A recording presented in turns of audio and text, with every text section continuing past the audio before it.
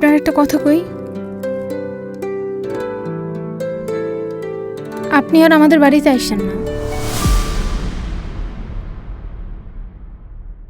মানুষ দেখলে অনেক বাজে কথা ছড়াবে, এতে আপনারই ক্ষতি হবে।